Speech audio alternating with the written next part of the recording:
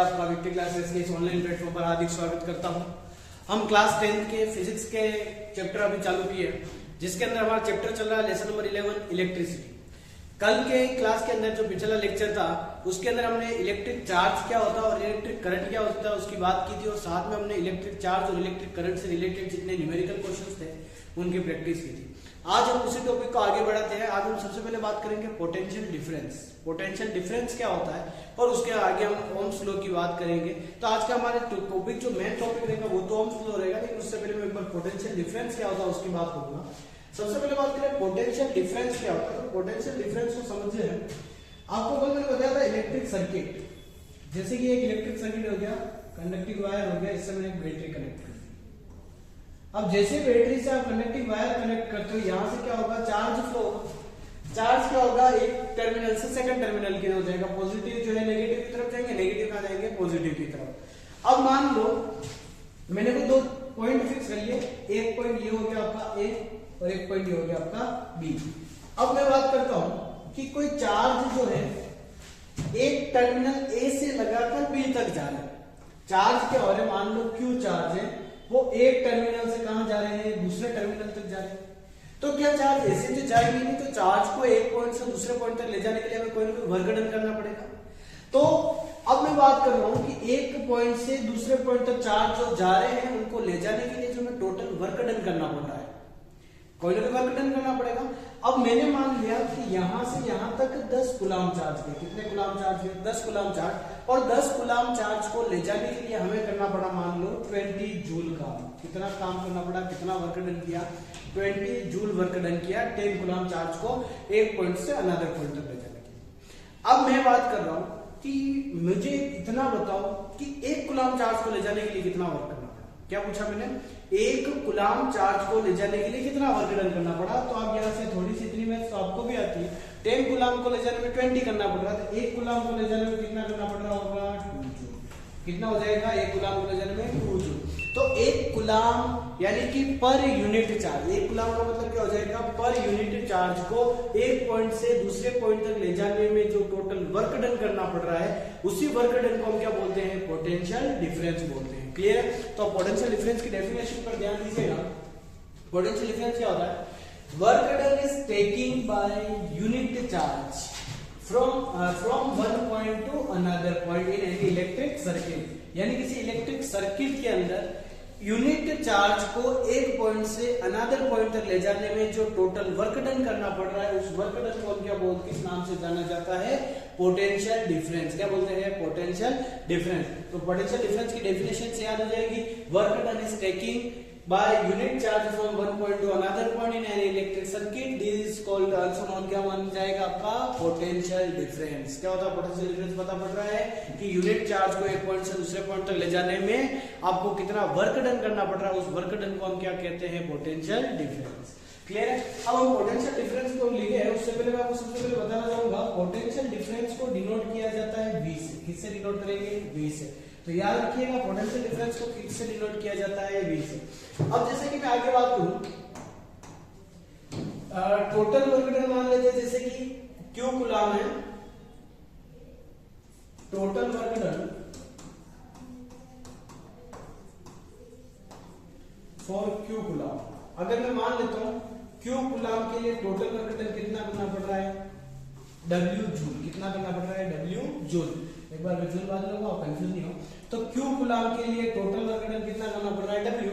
तो बताओ एक कूलम के लिए कितना करना पड़ेगा, W बटा टोटल चार्ज। भाई जितना टोटल चार्ज है उसका डिवाइड कर दो टोटल वर्क डन में, वो आपका क्या आ जाएगा, एक कूलम का आ जाएगा। और एक कूलम के लिए जो हमें टोटल वर्क डन करना पड़ता है उसी को हम क्या बोलते हैं, पोटेंशियल डिफरेंस। तो पोटेंशियल डिफरेंस के डेफिनेशन फॉर्मूला क्या हो जाएगा, W अपॉन Q। क्या हो जाएगा, W upon Q।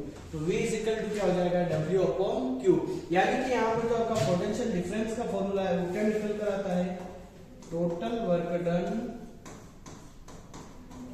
Upon total charge.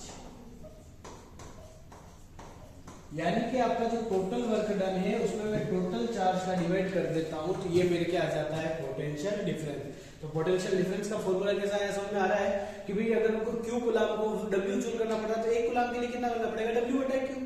तो total work done upon total charge किसका फॉर्मूला हो जाता है हमारे पोटेंशियल डिफरेंस का। क्लियर है, आगे चलते हैं। आगे मैं आपको बताना चाहूंगा यूनिट ऑफ पोटेंशियल डिफरेंस। अब किसमें इसको मेजर करेंगे तो यूनिट ऑफ पोटेंशियल डिफरेंस क्या हो जाएगा फॉर्मूला क्या होता है हमारा V is equal to W upon Q। Work का यूनिट क्या होती है जूल, क्या हो जाएगी जूल, ये हमने 9th क्लास में पढ़ा है। वर्क की यूनिट क्या होती है जूल और चार्ज की यूनिट क्या होती है पिछले लेक्चर के अंदर हमने बात की थी। चार्ज की यूनिट जो होती है वो होती है कूलम, क्या होती है कूलम। तो आपके पोटेंशियल डिफरेंस की यूनिट क्या हो जाएगी जूल अपॉन कूलम, क्या हो जाएगी जूल अपॉन कूलम। लेकिन फिर वही बात इतना लंबा चौड़ा कौन याद रखेगा, हमने इसकी एक शॉर्ट यूनिट बना दी। तो पोटेंशियल डिफरेंस की जो दूसरी यूनिट होती है वो क्या होती है वोल्ट, क्या हो जाती है वोल्ट। तो याद रखिएगा पोटेंशियल डिफरेंस की जो यूनिट होती है वो क्या होती है वोल्ट होती है। पूछा जाता है 1 नंबर का क्वेश्चन पोटेंशियल डिफरेंस की यूनिट क्या है। आगे बात करूं कि किसी सर्किट के अंदर पोटेंशियल डिफरेंस 1 वोल्ट कब हो सकता है। क्या बोला मैं कि किसी भी सर्किट के अंदर टोटल पोटेंशियल डिफरेंस 1 वोल्ट कब हो सकता है। आपको कल भी बताया 1 आंसर कब आ सकता है जब ऊपर नीचे दोनों तरफ 1/1 हो जाए। यानी कि मेरे को 1 कूलम चार्ज को एक पॉइंट से दूसरे पॉइंट तक ले जाने में 1 जूल वर्क डन करना पड़ रहा है। क्या करना पड़ रहा है 1 जूल वर्क डन करना पड़ रहा है। तो उस समय आपके पोटेंशियल डिफरेंस की वैल्यू क्या हो जाएगी 1 वोल्ट। क्लियर है, समझ में आ रहा है कि किसी सर्किट के अंदर एक कूलम चार्ज को एक पॉइंट से अनदर पॉइंट तक ले जाने में अगर मेरे को 1 जूल वर्क डन करना पड़ रहा है तो उस समय वहां पर पोटेंशियल डिफरेंस की वैल्यू क्या हो जाएगी 1 वोल्ट, क्या हो जाएगी 1 वोल्ट। क्लियर है, चले आगे। चलिए 1 वोल्ट की डेफिनेशन आपको मैं उम्मीद करता हूं आपको समझ में आ रही होगी। डेफिनेशन में कोई चेंज नहीं, बस एक कूलम और एक जूल लगाना है। बाकी as it is potential difference की जो डेफिनेशन लिखी है उसकी आपकी किसकी हो जाएगी 1 वोल्ट की हो जाएगी। आगे बात करूं मैं किसी सर्किट के अंदर अगर आपको पोटेंशियल डिफरेंस का मेजरमेंट करना है, ठीक है, तो मेजरमेंट इसका किससे किया जाता है। इसका मेजरमेंट करने के लिए जो मीटर यूज करते हैं वो होता है हमारा वोल्ट मीटर, क्या हो जाएगा वोल्ट मीटर। तो याद रखिएगा पोटेंशियल डिफरेंस का जो मेजरमेंट किया जाता है वो किससे किया जाता है वोल्ट मीटर से किया जाता है। और वोल्ट मीटर को हमेशा आप किसी सर्किट के अंदर लगाओगे तो पैरेलल कॉम्बिनेशन में लगाओगे। किसमें लगाओगे पैरेलल कॉम्बिनेशन में। क्या होता है पैरेलल कॉम्बिनेशन की थोड़ी सी जानकारी मैंने आपको कल दी थी कि कल हमने बात किया था इलेक्ट्रिक करंट जो होता है इलेक्ट्रिक करंट को किसमें मेजर किया जाता है। इलेक्ट्रिक करंट को मेजर करने के लिए हम यूज करते हैं अमीटर और उसको किसमें जोड़ा जाता है सीरीज कॉम्बिनेशन में। आज बात करूंगा पोटेंशियल डिफरेंस की। तो पोटेंशियल डिफरेंस को किससे मेजर किया जाता है वोल्ट मीटर से और उसको कौन सा कॉम्बिनेशन में जोड़ा जाता है पैरेलल कॉम्बिनेशन में। क्लियर है, समझ में आ रहा है। चलिए आगे, चलिए आगे हम एक बार इसके एक न्यूमेरिकल क्वेश्चन की प्रैक्टिस करते हैं। सबसे पहले आपको क्वेश्चन के अंदर गिवन क्या है वो आप नोट करेंगे। जैसे कि लिखा हुआ है calculate the amount of work done by a cell. आपको कोई एक सेल है उससे कितना वर्क डन हो रहा है वो कैलकुलेशन निकालनी, वर्क डन फाइंड करना है। जब क्या हो रहा है when 20 coulomb of charge is moved through a potential difference of 3 volt. यानी कि आपके 20 कूलम चार्ज को एक पॉइंट से दूसरे पॉइंट तक ले जाने में कितना वर्क डन करना पड़ेगा जब आपका पोटेंशियल डिफरेंस कितना हो 3 वोल्ट। क्वेश्चन समझ में आ रहा है। Q की वैल्यू दे रखी है, V की वैल्यू दे रखी है और क्या फाइंड करना है W फाइंड करना है। फॉर्मूला क्या होता है पोटेंशियल डिफरेंस का फॉर्मूला हमें ध्यान में क्या होता है total work done upon total charge. अब हमें यहाँ फाइंड क्या करना है वर्क फाइंड करना है। तो वर्क का फॉर्मूला क्या हो जाएगा potential difference into charge. Potential difference कितना हो जाएगा आपका 3 इनटू चार्ज कितना हो जाएगा 20। ये हो जाएगा 3 2 6 यानी कि कितना हो गया 60। अब यहाँ पर हमने वर्क फाइंड किया तो इसकी यूनिट क्या लगा दोगे 60 जूल।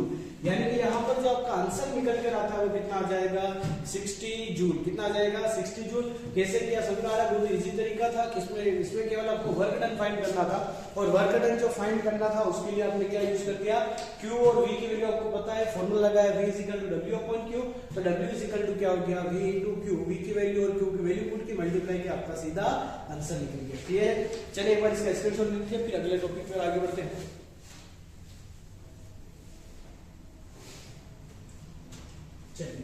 अब आपका जो नया टॉपिक चलता है वो है ओम्स लॉ। वो वेरी वेरी इंपॉर्टेंट टॉपिक है 10th बोर्ड के लिए। 2025 बोर्ड के अंदर भी ये क्वेश्चन पूछा गया है ओम्स लॉ का। उम्मीद करते हैं आने वाले एग्जाम के अंदर भी इंपॉर्टेंट रोल निभाएगा। ये क्वेश्चन ऐसा क्वेश्चन है कि एग्जामिनर का फेवरेट क्वेश्चन बैठता है इस टॉपिक से रिलेटेड फिक्स कुछ ना कुछ हर क्वेश्चन, हर साल के पेपर में कोई क्वेश्चन जरूर बैठता है। तो इस टॉपिक को हमें बिल्कुल क्लियर करके चलना है, बिल्कुल इजी वे में आपको समझना है इस टॉपिक को। बहुत ही आसान सा टॉपिक है, बहुत ही इजी सा टॉपिक है। इसके न्यूमेरिकल बहुत अच्छे हैं, न्यूमेरिकल है, उनको भी आपको पढ़ के जाना है।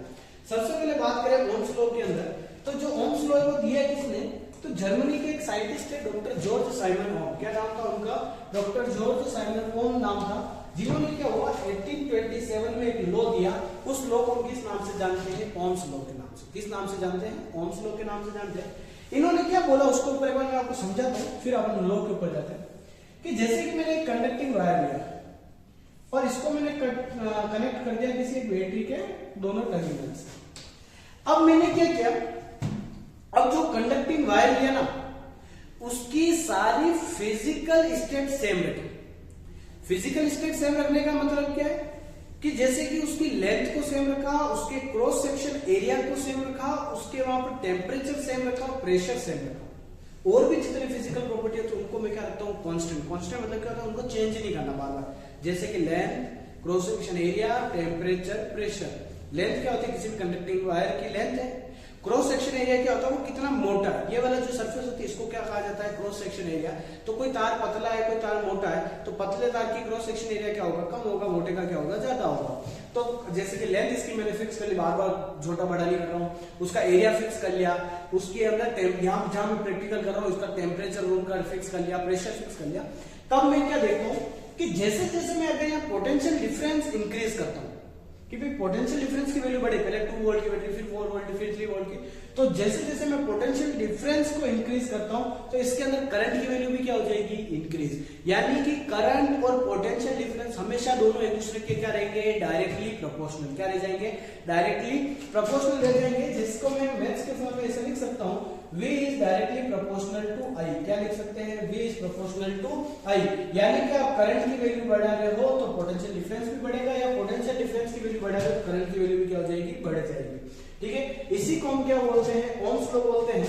तो ओम्स लॉ क्या होता है, समझ में आ रहा है कि अगर किसी भी कंडक्टिंग वायर की सारी फिजिकल स्टेट कांस्टेंट रहे तो उसके अंदर जब पोटेंशियल डिफरेंस और करंट होते हैं वो क्या होते हैं, एक दूसरे के डायरेक्टली प्रोपोर्शनल होते हैं। क्लियर है, चलिए समझिए तो लॉ के बजाय हैं। In 1827, the German scientist Dr. George Simonov found out the relationship between the current and flowing in a metallic wire and the potential difference across its terminal। इन्होंने क्या किया, करंट जो इस मेटेलिक वायर के अंदर फ्लो हो रहा है उसमें और इसके टर्मिनल के ऊपर जो पोटेंशियल डिफरेंस डेवलप हो रहा है, इन दोनों के बीच में क्या किया, एक रिलेशन निकाला, एक रिश्ता निकाला। और रिश्ता क्या निकल के आया, दोनों एक दूसरे के क्या होते हैं, डायरेक्टली प्रोपोर्शनल। लेकिन शर्त क्या समझिएगा, the potential difference V across the end of given metallic wire in an electric circuit is directly proportional to current। क्या बोला कि किसी भी इलेक्ट्रिक वायर जो है, मेटेलिक वायर है, उसके जो टर्मिनल जो है उनके ऊपर पोटेंशियल डिफरेंस जितना डेवलप होगा वो उस करंट कितना फ्लो रहा उसके क्या होता है, डायरेक्टली प्रोपोर्शनल होता है, जो कि हमने लिख दिया। लेकिन क्या होना चाहिए इसके लिए, प्रोवाइडेड क्या चाहिए, temperature remain the same. Temperature के साथ आप यहाँ ये भी लिख सकते हो कि जितनी भी फिजिकल स्टेट होती है वो सारी फिजिकल स्टेट्स क्या रहनी चाहिए, सेम रहनी चाहिए।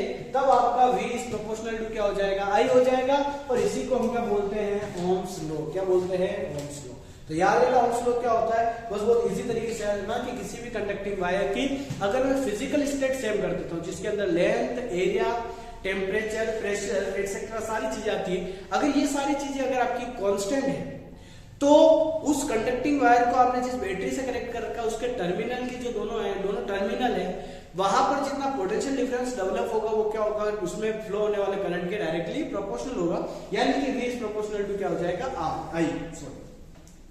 अब क्या होता है, आपको याद रखना है, भले साइंस में हम रिश्ता निकालते हैं प्रोपोर्शनल साइन में, लेकिन ये आगे जाके काम की नहीं। अगर इसको सोल्व करना तो हमें क्या चाहिए, इक्वल चाहिए। क्या चाहिए, इक्वल। तो मुझे क्या टारगेट है, मेरा टारगेट अब ये बन जाता है कि मुझे प्रोपोर्शनल साइन हटा कर क्या लगाना है, इक्वल लगाना है। क्या लगाना है, इक्वल। लेकिन आप डायरेक्ट ऐसे हटा नहीं सकते, इसके लिए कोई ना कोई आपको कांस्टेंट बिठाना पड़ता है, कोई कांस्टेंट वैल्यू बिठानी पड़ती है। तो यहाँ पर जो कांस्टेंट यूज होता है वो होता है R। क्या होता है, R। तो V इज इक्वल टू क्या हो जाएगा, RI। या इसको मैं ऐसा भी लिख सकता हूँ, V is equal to IR। क्या हो जाएगा, V is equal to IR। समझ में आ रहा है, V is equal to IR। अब V is equal to IR में जो बात करूँ, ये R जो भी मैंने लिखा है वो R क्या है, आर को बोला जाता है रेजिस्टेंस। क्या बोला जाता है? रेजिस्टेंस। याद रखिएगा आर को क्या कहा जाता है? रेजिस्टेंस। रेजिस्टेंस क्या होता है अगली क्लास के अंदर मैं पूरा इसको डिटेल में समझाऊंगा। रेजिस्टेंस क्या होता है, रेजिस्टेंस किन चीजों पे डिपेंड करता है। लेकिन अभी आपको याद रखना है कि ओम्स लॉ के अंदर जो कांस्टेंट वैल्यू लगाते हैं आर, उसको हम क्या कहते हैं? रेजिस्टेंस। अगर मैं यहाँ से रेजिस्टेंस की वैल्यू निकालूं, रेजिस्टेंस की वैल्यू क्या हो जाएगी? V upon I। क्या हो जाएगी? V upon I। जहां पर V क्या है? आपका पोटेंशियल डिफरेंस और I क्या हो जाएगा? आपका करंट। अब यहाँ पर मैं यूनिट लिखना चाहूँ तो यूनिट कैसे लिखूंगा? तो यूनिट ऑफ आर क्या हो जाएगी आपकी? फॉर्मूला हो गया। V क्या है? Potential difference. पोटेंशियल डिफरेंस की यूनिट क्या होती है आपकी? वोल्ट। क्या हो जाएगी? वोल्ट। और करंट की यूनिट क्या हो जाएगी? एम्पियर। करंट की यूनिट क्या हो जाएगी? एम्पियर। तो आपकी आर की जो यूनिट निकल के आती है वो क्या आती है? Volt upon ampere. लेकिन हम इंडिया के लोग, हम इतने आलसी लोग हो चुके हैं कि भाई इतना लंबे चौड़े में फॉर्मूले याद ही नहीं रहते। जैसे कि हमने बात की थी करंट की, करंट के अंदर जो आपकी यूनिट आई थी वो करंट की वैल्यू क्या हुई थी? कूलम अपॉन सेकंड, जिसको हमने शॉर्ट में एम्पियर कहते हैं। आज हमने पढ़ा पोटेंशियल डिफरेंस, उसकी यूनिट क्या आई थी आपकी? जूल अपॉन कूलम, जिसको हमने वोल्ट बोल दिया। तो अब यहाँ वोल्ट अपॉन एम्पियर इतना लंबा चौड़ा क्यों बोले? तो रेजिस्टेंस के अंदर शॉर्ट यूनिट लेते हैं वो लेते हैं ओम। क्या लेते हैं? ओम। क्योंकि ओम का जो रूल है उसी के अंदर हमने आर यूज हुआ, इसके सम्मान में, उनके सम्मान में हमने क्या दे दिया? ओम। जिसको अब ओम इतना बड़ा कौन लिखे तो हम ये साइन बना देते हैं। ये साइन भी किसका है? ओम का। तो अगर किसी के भी पीछे ये वाला साइन लगा मतलब उसको हम क्या पढ़ेंगे? ओम। और ओम किसकी यूनिट होती है? रेजिस्टेंस की। किसकी होती है? रेजिस्टेंस की। क्लियर है? अब वापस वही बात कि एक ओम क्या होगा कि रेजिस्टेंस 1 ओम का हो सकता है। क्या पढ़ना है अपने को? 1 ओम रेजिस्टेंस का हो सकता है। तो मैं बताता हूं 1 ओम रेजिस्टेंस कब होगा? जब आपके जो बैटरी के जो टर्मिनल है वहां पर 1 वोल्ट पोटेंशियल डिफरेंस डेवलप करने पर उसमें 1 एम्पियर का करंट फ्लो हो, तब उसके अंदर क्या होगा? 1 ओम रेजिस्टेंस होगा। 1 ओम रेजिस्टेंस कब होगा? जब किसी इलेक्ट्रिक सर्किट के टर्मिनल पर 1 वोल्ट पोटेंशियल डिफरेंस डेवलप करूं तो उसके अंदर करंट कितना फ्लो? 1 एम्पियर। तो उस कंडक्टिंग वायर के अंदर रेजिस्टेंस की वैल्यू क्या हो जाएगी? 1 ओम हो जाएगी। क्या हो जाएगी? 1 ओम। क्लियर है? समझ में आ रहा है? बहुत ही आसान सा टॉपिक है। अगर आपको वहीं पर भी दिक्कत आ रही है तो आप कमेंट सेक्शन में बताइए, मैं इसको वापस इसी तरीके से समझा दूंगा। लेकिन आपको बिना ये टॉपिक समझे आगे नहीं बढ़ना है। ये चैप्टर के लिए बहुत ही इंपॉर्टेंट टॉपिक है, क्योंकि इसके अंदर जितने अधिकतर जो न्यूमेरिकल क्वेश्चन है वो ओनली इस फॉर्मूले की हेल्प से आपके हो जाएंगे। तो न्यूमेरिकल क्वेश्चंस के लिए आपकी ये फॉर्मूला बहुत ज्यादा हेल्पफुल रहने वाला है। तो प्लीज कम से कम इस टॉपिक को एक बार, अगर नहीं समझ में आ रहा है तो वीडियो को वापस बैक करके एक बार इसको समझ के फिर आगे बढ़िएगा। बहुत ही आसान टॉपिक है लेकिन बहुत जल्द ज्यादा काम आने वाला टॉपिक। एक बार स्क्रीनशॉट ले लीजिए।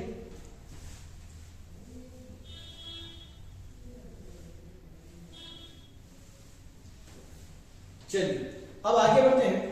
आगे बढ़ने से पहले एक बार क्या है आपको ओम्स लॉ का एक्सपेरिमेंट करके बताता हूँ। एक्सपेरिमेंटल वेरिफिकेशन कभी कभार पूछ लिया जाता है, लेकिन आपको पता होना चाहिए एक्सपेरिमेंटल वेरिफिकेशन कैसे करते हैं। सबसे पहले मेरे को क्या लेना है? एक बैटरी लेनी। उस बैटरी को मैंने स्विच, एमीटर, वोल्ट मीटर और रेजिस्टर से जोड़ दिया। ये क्या होता है मैं बताता हूँ। सबसे पहले बात करूँ बैटरी का। बैटरी क्या होती है? हमारी पोटेंशियल डिफरेंस डेवलप करती है। स्विच क्या होता है? ऑन ऑफ करने का काम आएगा, करंट फ्लो करनी है या नहीं करनी। एमीटर क्या काम आता है? हमने कल पढ़ा था। एमीटर काम आता है हमारे इलेक्ट्रिक करंट की वैल्यू को मेजर करने के लिए। वोल्ट मीटर क्या काम आता है? अपना पोटेंशियल डिफरेंस को मेजर करने के लिए। अब आता है रेजिस्टर। रेजिस्टर क्या होता है? इसको हम वेरिएबल रेजिस्टेंस भी बोलते हैं। क्या कहते हैं? Variable resistance. यहां से मैं ये जो आपका स्विच है इसको आगे पीछे करता हूँ, कम ज्यादा करता हूँ, तो इसके अंदर रेजिस्टेंस की वैल्यू क्या हो जाएगी? कम ज्यादा हो जाएगी। और अगर रेजिस्टेंस की वैल्यू कम ज्यादा हुई तो वहां पर आपका क्या होगा? करंट की वैल्यू भी क्या हो जाएगी? कम ज्यादा हो जाएगी। सबसे पहले मैं आपको बताना चाहूंगा रेजिस्टर होता है क्या है। रेजिस्टर क्या होता है? एक तरह से एक बार आप समझ सकते हो कि किसी भी रास्ते के बीच में जो बैरियर है उस बैरियर का काम कहाँ होता है? रेजिस्टेंस का। तो मैं अगर बैरियर बढ़ा रहा हूं तो करंट क्या होगा? कम फ्लो होगा। और बैरियर कम कर रहा हूं करंट क्या होगा? अच्छा फ्लो होगा। तो ये जो रेजिस्टर है ये है आपका वेरिएबल रेजिस्टेंस, जो क्या करता है? रेजिस्टेंस की वैल्यू कम ज्यादा करता है। क्लियर है? अब देखिए, अब इसको मैं क्या कॉपी के अंदर बनाना, इतना लंबा चौड़ा नहीं बना सकता। तो कॉपी के अंदर हम शॉर्ट में इस टाइप से बना दे। ये बैटरी लगा दी, स्विच लगा दी, वेरिएबल रेजिस्टेंस हो गया, एमीटर हो गया, वोल्ट मीटर हो गया, और ये क्या हो गया? आपका कोई भी रेजिस्टेंस हो गया जहां पर मैं क्या देखूंगा? Potential difference. जैसा कि आपको मैंने कल बताया था, आज ही बताया था कि जो वोल्ट मीटर होता है वो वोल्ट मीटर कैसे जुड़ता है? अपना पैरेलल कॉम्बिनेशन में। तो ये देखो, ये वोल्ट मीटर और ये रेजिस्टेंस, ये दोनों एक दूसरे के कैसे हैं? पैरेलल कॉम्बिनेशन में, एक दूसरे के पैरेलल है। क्लियर है? चलिए अब मैंने क्या किया, जैसे कि सबसे पहले मैंने टेबल बनी, इन सबको मैंने जोड़ दिया। जैसे कि battery, switch, variable resistance, ammeter, resistance, conducting wire सबको मैंने सीरीज कॉम्बिनेशन में कंबाइन कर दिया और उस रेजिस्टेंस के जो दो टर्मिनल के वैल्यू का आप नाम दे सकते हो P Q, in P Q terminal पर मैंने क्या लगा दिया, एक वोल्टमीटर पैरेलल कॉम्बिनेशन में कंबाइन कर दिया। अपना सर्किट पूरा बनकर तैयार हो गया। अब मैं प्रैक्टिकल स्टार्ट करूं। प्रैक्टिकल स्टार्ट करने से पहले मैंने क्या किया, टेबल बनाई। इस टेबल के अंदर मैंने क्या किया, सबसे पहले लिखा मेरा सीरियल नंबर, सब फिर लिखा मैंने करंट, करंट कितना फ्लो हो रहा है, करंट मेरा किस में फ्लो हो रहा है, एम्पियर में, और फिर मैंने लिख दिया पोटेंशियल डिफरेंस जो हमारा किसमें होगा, वोल्ट में। ठीक है, अब मैंने क्या किया, सबसे पहले जैसे कि फॉर एग्जांपल ले लो, मैंने वेरिएबल रेजिस्टेंस के अंदर इतना चेंज किया कि मेरे ए मीटर के अंदर जो रीडिंग आ रही थी वो रीडिंग आ रही थी 1 एम्पियर। कितनी आ रही थी, 1 एम्पियर। या आपसे मैंने इतना चेंज किया कि ए मीटर के अंदर मैंने रीडिंग देखी, मेरी रीडिंग कितनी आनी चाहिए थी, 1 एम्पियर, यानी 1 एम्पियर करंट की रीडिंग आ रही है। मैंने वहां पर लाकर क्या करते हैं, इसको रोक दिया। अब यहां पर जैसे मैंने इसको 1 एम्पियर पे लाके रोका, वेरिएबल रेजिस्टेंस को इतना कम ज्यादा किया कि मेरा ए मीटर कहां आके रुका, 1 एम्पियर पे। अब मैंने देखा कि मेरा वोल्ट मीटर के अंदर क्या आ रही है वैल्यू, तो मैंने देखा, मैं भी प्रैक्टिकल केवल ओरली आपको समझा रहा हूं, बाकी कोई अलग वैल्यू भी आ सकती है। फॉर एग्जांपल आप समझ लेना कि एक बार समझाने के लिए मैंने मान लिया कि जैसे मैंने इसको 1 एम्पियर पे रोका तो इसकी वैल्यू कितने पर जाकर रुकी, 2 वोल्ट पे जाकर रुकी। किसके ऊपर जाकर रुकी, 2 वोल्ट। अब मैंने क्या किया, वापस वेरिएबल रेजिस्टेंस की हेल्प से यहां से इतना रेजिस्टेंस चेंज किया कि करंट की वैल्यू को मैंने कर दिया 2 एम्पियर। कितना कर दिया, 2 एम्पियर। अब मैं क्या देख रहा हूं, जैसे मैंने करंट की वैल्यू 2 एम्पियर की तो मेरा पोटेंशियल डिफरेंस जो था वोल्ट मीटर में वो आ गया आपका, मान लो 4 वोल्ट। कितना आ गया, 4 वोल्ट। अब क्या होगा, जैसे मैंने 3 एम्पियर किया वापस तो मैंने देखा मेरा पोटेंशियल डिफरेंस कितना आ रहा है, 6 वोल्ट। जैसे मैंने 4 एम्पियर किया तो मेरा पोटेंशियल डिफरेंस कितना आ रहा है, 8 वोल्ट। क्लियर। अब मैंने क्या किया, अब रेजिस्टेंस निकाला। रेजिस्टेंस कैसे फाइंड कर सकते हैं, R equal to V upon A। अब V के अंदर जैसे कि यहाँ पर मेरा V हो गया 4 और 2 और 2 अपॉन 1 क्या हो जाएगा, 1। तो यहाँ क्या आ गया, 2 ओम, सॉरी क्या हो जाएगा ये 2 ओम। यहाँ पर मेरे रेजिस्टेंस की वैल्यू क्या आ गई, 2। अब यहाँ पर मैंने रेजिस्टेंस निकाला, दिया आ गया 4/2, वो भी कितना आ गया, 2। 6/3 ये भी कितना आ गया, 2। 8/4 ये भी कितना आ गया, 2। तो आप देखेंगे ध्यान से तो हर कंडीशन में आपका जो रेजिस्टेंस था वो क्या आ रहा है, कांस्टेंट आ रहा है। और रेजिस्टेंस कांस्टेंट आने का मतलब क्या है, जैसे जैसे आप करंट की वैल्यू बढ़ा रहे हो वैसे वैसे आपका पोटेंशियल डिफरेंस भी बढ़ रहा है, और जैसे जैसे आप करंट की वैल्यू डिक्रीज कर रहे हो तो पोटेंशियल डिफरेंस भी क्या हो रहा है, डिक्रीज। यानी यहाँ से रिश्ता निकल के आता है कि हाँ, ये रिश्ता क्या कहलाता है, ये रिश्ता ओम्स लॉ कहलाता है। तो V is directly proportional to क्या हो जाएगा, I। क्या हो जाएगा, V is directly proportional to I। यानी कि जैसे जैसे आप करंट की वैल्यू बढ़ाओगे पोटेंशियल डिफरेंस भी बढ़ेगा, करंट की वैल्यू कम करोगे पोटेंशियल डिफरेंस भी क्या हो जाएगा, कम हो जाएगा।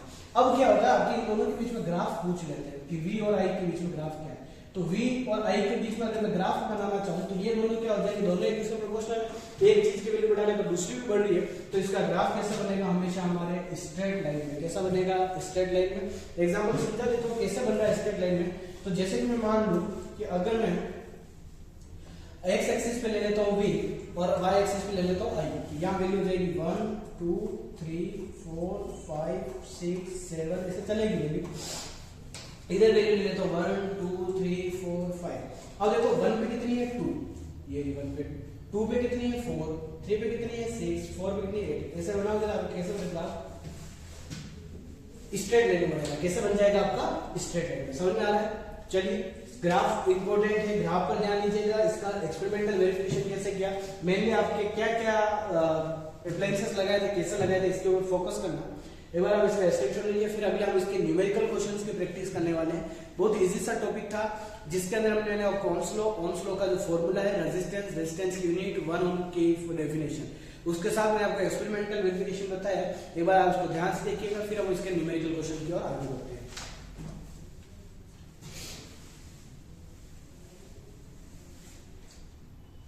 चलिए, सबसे पहले इस न्यूमेरिकल क्वेश्चन को करते हैं। आपको कोई भी न्यूमेरिकल क्वेश्चन आ जाए, बिना घबराए सबसे पहले जो चीज गिवन है वो लिखो। साइंस के अंदर अगर आपको कोई न्यूमेरिकल आ रहा है, कोई लोड लेने की जरूरत नहीं है। सबसे पहले आपको क्या लिखना है, गिवन चीज लिख दो, क्या फाइंड करना वो लिख दो, अपने आप फॉर्मूला दिमाग में आ जाएगा। क्लियर है।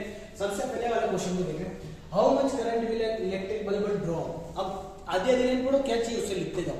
ये पूछ रहा है कि आप करंट कितना, एक बल्ब है वो कितना करंट ड्रॉ करेगा, ये मेरे को क्या फाइंड करना है। पहले एक सोल्व करो कि I कितना होगा। कब? जब आपका जो पोटेंशियल डिफरेंस है वो कितना हो गया आपका 220 और if the resistance valve filament is R कितना दे रखा है, रेजिस्टेंस कितना दे रखा है 1200 ओम और क्या फाइंड करना है आई समझ में आ रहा है। अब फॉर्मूला लगाओ, क्या होता है V इज इक्वल टू क्या हो जाता है आप नाम सुनो आई है। अब आई फाइंड करना है, आई इज इक्वल टू क्या हो जाएगा V अपॉन आर, V कितना है 220 अपॉन आर कितना है 1200, एक जीरो से एक जीरो कैंसिल कर दो, 2 की टेबल से कर दो, 11 टाइम ये कितना हो जाएगा 60 टाइम, तो यहाँ आ जाएगा आपका 11 अपॉन 60, 11 के अंदर 60 का डिवाइड करोगे ये आ जाएगा 0.18। चलो एक बार पॉइंट और 2 नंबर सफिशिएंट है, तो आपके यहाँ पे आपने करंट वैल्यू फाइंड की, तो करंट कितना आ गया आपका 0.18 एम्पीयर, कितना आ जाएगा 0.18। कहीं पर भी आपको कोई लोड नहीं आएगा न्यूमेरिकल, बहुत इजी तरीके से न्यूमेरिकल हो जाएंगे, बस जो चीज गिवन है लिखो, जो चीज फाइंड करनी है वो लिखो। जैसे आप यहाँ वैल्यू पुट करोगे फॉर्मूला आ जाएगा, फॉर्मूला डायरेक्ट ओम्स लॉ लगाओ, ओम्स लॉ में वैल्यू पुट की डायरेक्ट मैथ्स का कॉन्सेप्ट लगाओ, काटा करो और क्या आ गया आपका आंसर आएगा। चलिए अगले क्वेश्चन की तरफ आगे बढ़ता हूँ। Second question, same question, how much current will an electric heater coil draw. अरे इलेक्ट्रिक हीटर है, इलेक्ट्रिक हीटर है जो बदल जाए अपना करंट फाइंड करना, तो क्या फाइंड करना है यहाँ पर करंट, पोटेंशियल डिफरेंस कितना दे रखा है 220 वोल्ट के बाद सेम दे रखा है, बस यहाँ पर रेजिस्टेंस चेंज हो जाएगा, रेजिस्टेंस कितना हो जाएगा 100 ओम। ठीक है, बहुत ही इजी, सेम फोटोकॉपी सवाल है, सेम फोटोकॉपी सवाल, ठीक है। तो आपको एज इट इज ये पूरा सवाल सोल्व करना। एक बार आप अगर घर बैठकर ये पढ़ रहे हैं उस समय आपको एक बार क्या करना है, वीडियो को पॉज कीजिए, इसका आंसर निकालिए और फिर चेक करना है क्या आपने निकाला तो आंसर सही आ रहा है क्या। तो एक बार इसकी प्रैक्टिस करना है, फिर आपको आंसर देखना है, डायरेक्ट आंसर नहीं देखना है, क्योंकि जब तक आप अपने हाथों से न्यूमेरिकल क्वेश्चन को प्रैक्टिस नहीं करोगे तब तक आपको कुछ सिखा नहीं सकता। न्यूमेरिकल क्वेश्चन टीचर को देखने से आपको नहीं आएंगे, आप जब तक अपना हाथ नहीं चलाओगे। तो कोशिश करना जितने ज्यादा से ज्यादा न्यूमेरिकल क्वेश्चन अपने हाथों से सोल्व कर सको, तो उनको पहले सोल्व कीजिएगा, तो आपको थोड़ा कॉन्फिडेंस आएगा, हाँ मुझे न्यूमेरिकल क्वेश्चन आ रहे हैं, बाकी आप जिंदगी पर न्यूमेरिकल से डरते रहेंगे। क्लियर है? तो एक बार इसको सोल्व कीजिए, फिर मैं आगे सोल्व करूँ उसको देख के आपको वेरिफिकेशन करना है मैंने किया जो सही है या गलत है। क्लियर है? एक बार वीडियो को पॉज कीजिए, सवाल सोल्व कीजिए, फिर आप वीडियो देखिएगा। मैं एक बार सवाल सोल्व कर रहा हूँ। यहाँ पर V इज इक्वल टू क्या हो जाएगा आई आर, तो I इज इक्वल टू क्या हो जाएगा V अपॉन आर, जब V की वैल्यू कितनी है 220 और R की वैल्यू कितनी होगी 100, 0 से 0 कैंसिल, तो यहाँ आपका आंसर आ जाएगा 2.2 एम्पियर। तो यहाँ पर जो आपका करंट की वैल्यू आ गई वो कितनी आ गई 2.2 एम्पियर। बहुत इजी से दोनों क्वेश्चन थे, ध्यान से देखिए, फोटो खींच लीजिए आपके, आराम से बैठ गए घर पे। चलिए अगला क्वेश्चन करते हैं। अगले क्वेश्चन में क्या कर रहा है, the potential difference between the terminal of an electric heater is 60 volt। एक इलेक्ट्रिक हीटर है, उसके टर्मिनल पर पोटेंशियल डिफरेंस कितना है 60 वोल्ट, यानी कि पोटेंशियल डिफरेंस की वैल्यू कितनी दे दी 60 volt. When it draws a current of 4 ampere, जब ये करंट कितना ड्रॉ करता है 4 एम्पियर। समझिएगा क्वेश्चन बहुत अच्छा क्वेश्चन है। What current will be heater drawn, ये कितना करंट ड्रॉ करेगा if the potential difference increase to 120 volt. क्या कर दूं मैं, जब इसका पोटेंशियल डिफरेंस क्या कर दूं 120 कर दूं, तब इसमें करंट कितना फ्लो होगा। इसको क्वेश्चन को करने के दो तरीके, सबसे पहले मैं छोटा मेथड बताऊं। अगर ये क्वेश्चन ऑब्जेक्टिव के अंदर पूछा है तो आपको बिल्कुल थोड़ा सा दिमाग लगाना है। V और I देखो, V और I से, और V और I में रिलेशन क्या होते हैं, दोनों एक दूसरे के डायरेक्टली प्रोपोर्शनल होते हैं, तो V is proportional to I। अगर आप V को बढ़ा रहे तो I भी बढ़ेगा, V कम करो तो I भी कम होगा। अब V कितना था 60 था, तब करंट कितना था आपका 4। अब ये बोला मैं 60 का कितना कर देता हूँ 120, तो करंट 4 का कितना हो जाएगा। अब आपको पता 60 से 120 करने में आपने क्या किया, जस्ट डबल कर दिया ना, तो 4 का डबल क्या हो जाएगा 8, कितना हो जाएगा 8। तो यहाँ पर आपका डायरेक्ट आंसर निकल के आ जाता है, करंट कितना आ जाएगा 8 एम्पीयर। लेकिन अगर ये आपका सब्जेक्टिव क्वेश्चन आता है, सब्जेक्टिव क्वेश्चन का मीनिंग क्या है कि अगर ये आपका 2 नंबर या 3 नंबर के अंदर क्वेश्चन पूछा गया, आप उसको इसमें शॉर्ट के अंदर नहीं कर सकते, उसमें आपको समझाना पड़ेगा कि ऐसा क्यों हो रहा है। तो याद रखिएगा कि दोनों ही कंडीशन में हीटर सेम है, अप्लायंसेस सेम है, कोई भी मशीन चेंज नहीं हुई है। अगर जब तक आपका अप्लायंसेस चेंज नहीं हो रहा तो मान के चलिएगा एक अप्लायंसेस का एक रेजिस्टेंस फिक्स होता है।